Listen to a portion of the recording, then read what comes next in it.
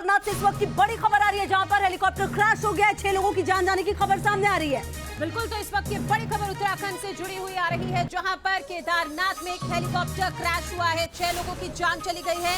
अभी यहां पर फिलहाल ये बड़ी खबर आपके सामने है। केदारनाथ में निजी कंपनी का एक हेलीकॉप्टर है जो क्रैश हुआ है।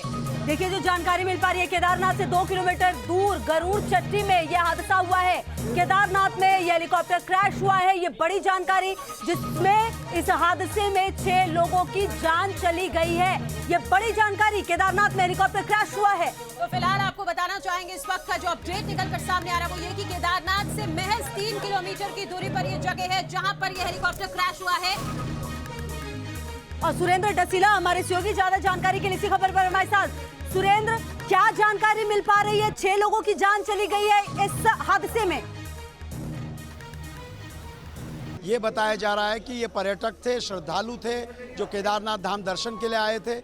इनकी मौत की अभी तक खबर है। जिला प्रशासन के अधिकारी हालांकि इस मामले पर अभी बात नहीं कर रहे हैं, लेकिन जो सोर्सेज बता रहे हैं कि आर्यन कंपनी का हेलीकॉप्टर था। जंगल चट्टी पर ये क्रैश हुआ था। इससे पहले भी जंगल चट्टी पर हेलीकॉप्टर के हादसे हुए, क्योंकि एक बड़ा तीखा मोड़ वहाँ पर आता है और वहाँ पर कई बार नैरो स्केप होने की वजह से, नैरो वैली होने की वजह से दिक्कतें होती हैं। और 6 लोगों की मौत की खबर अब तक बताई जा रही है। तमाम प्रशासनिक अधिकारी वहाँ पहुँच रहे हैं। SDRF रेस्क्यू करने की कोशिश कर रही है, लेकिन जिस जगह पर ये क्रैश हुआ है वहाँ पर इतना आसान नहीं है कि उनको रेस्क्यू कर लिया जाए। PM के दौरे से 1-2 दिन पहले ये हादसा होना कहीं ना कहीं एक बड़ी चिंता है। और दूसरी बड़ी बात यह है कि लगातार DGCA जो सवाल उठा रहा था कि हेलीकॉप्टर कंपनीज वहाँ पर नियमों को फॉलो नहीं करती हैं। अब ये कारण क्या रहा है एक्सीडेंट, ये क्रैश होने का? क्या कोई टेक्निकल एरर रहा है या किसी तरह की मौसम की दिक्कत थी? ये सारी चीज़ों की जानकारी जुटाई जाएगी, लेकिन फिलहाल जो सोर्सेज बता रहे हैं 6 लोगों की मौत, 6 लोगों की जान गई है फिलहाल। जी देखिए, क्योंकि ये जंगल चट्टी का इलाका है और बहुत रेस्क्यू करना आसान नहीं होगा। दूसरी टीम जो रेस्क्यू करने जाएगी उसको हेली के ज़रिए स्लैदरिंग कराई जाएगी। वहाँ पर या तो उसको भीमबली के हेलीपैड में उतारा जाएगा, वहाँ से ये टीम जंगल चट्टी की ओर जाएगी। तो इसलिए टीमों का वहाँ पर कितनी जल्दी पहुँचेंगी ये देखना होगा। दूसरी बात यह है, कम्युनिकेशन की दिक्कतें इस जगह पे रहती हैं। जो जानकारियां हमारे पास आ रही हैं, 6 लोगों की मौत की खबर बताई गई है। और दूसरी बात यह है कि आर्यन कंपनी का हेलीकॉप्टर है। तमाम जो एजेंसीज हैं वो रवाना हुई हैं उस जगह के लिए, क्योंकि प्रधानमंत्री के दौरे को लेकर तमाम तैयारियां चल रही थी। तमाम प्रशासनिक अधिकारी वहां मौजूद थे। तो अब सारी टीमें जो हैं वो इस हेलीकॉप्टर क्रैश को देखेंगी, आखिरकार इसका कारण क्या रहा है। अच्छा क्या टेक्निकल एरर था, हेलीकॉप्टर में पहले से कोई खराबी थी, दूर है ये मंदिर से जो इलाका। तो ऐसे में क्या कहा जाए, जो ये टेक्निकल टीम है, कितनी देर में ये तमाम जानकारी सामने आ सकती है कि आखिरकार क्या दिक्कतें रही हैं, किस तरह से ये प्रॉब्लम सामने आई है? सुरेंद्र, देखिए 2 किलोमीटर एरियल डिस्टेंस की आप बात कर रही हैं। अगर रूट की बात करूं तो ये 10 किलोमीटर से ज़्यादा हो जाता है। 2 किलोमीटर एरियल डिस्टेंस पे ये हुआ है।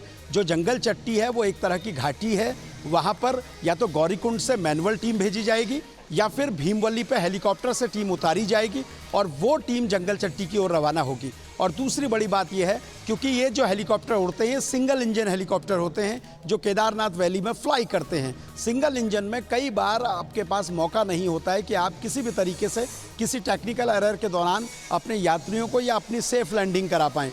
ये सबसे बड़ी चुनौती होती है। DGCA इसी को लेकर बार बार सवाल भी करता है। अब दूसरी बड़ी बात यह है कि इस हादसे के बाद फिलहाल के लिए जो हवाई सेवाएं हैं वो रोकी जाएंगी। वहाँ पर अभी तक इसका कोई आदेश तो नहीं आया, लेकिन ये रोकी जाएंगी क्योंकि इस तरीके की SOP होती है। और तमाम जो टीमें पहुंचेंगी, अगर कोई घायल है तो उसको कैसे रेस्क्यू किया जा सकता है, उसको कैसे भेजा जा सकता है, ये सारी चीज़ें होंगी। लेकिन जिस तरह से PM का दौरा था तो उससे पहले ये एक बड़ा यहाँ पर दौरा होने वाले हैं। और उससे पहले आप देखिए यहाँ पर तैयारियों का जायजा भी लिया जा रहा था। तैयारियां जोरों पर चल रही थी, उस पर हम आएंगे, उस बारे में आपसे जानकारी लेंगे। लेकिन फिलहाल घायलों के बारे में आपके पास क्या जानकारी है? 6 लोगों की जान गई है, कितने लोग घायल बताए जा रहे हैं, क्या अपडेट?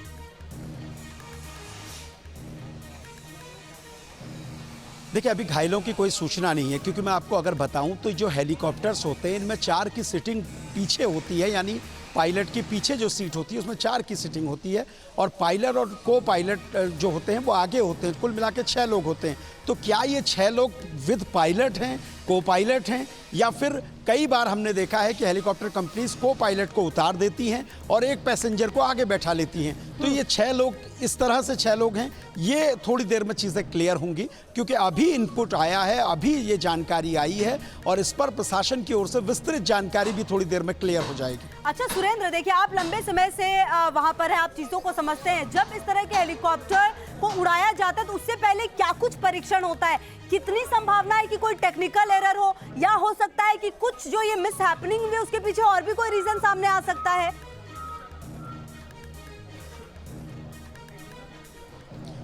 देखिए, बिल्कुल आपने सही कहा। जब हेलीकॉप्टर को सुबह उड़ाया जाता है तो पायलट की पूरी फिजिकल मेंटल कंडीशन क्या है इसको देखा जाता है। दूसरा, हेलीकॉप्टर के हर उपकरण को देखा जाता है, हर जो मशीनरीज होती हैं उसको चेक किया जाता है। बाकायदा ऑयल की चेकिंग होती है कि जो फ्यूल है वो सही है, मानकों पे खरा है। ये सारी चीज़ें होने के बाद ही वहाँ से फिर यात्रियों को ले जाया जाता है। अब अभी ये जानकारी नहीं मिल पा रही है कि ये दर्शन करके लौट रहे थे या दर्शन के लिए जा रहे थे।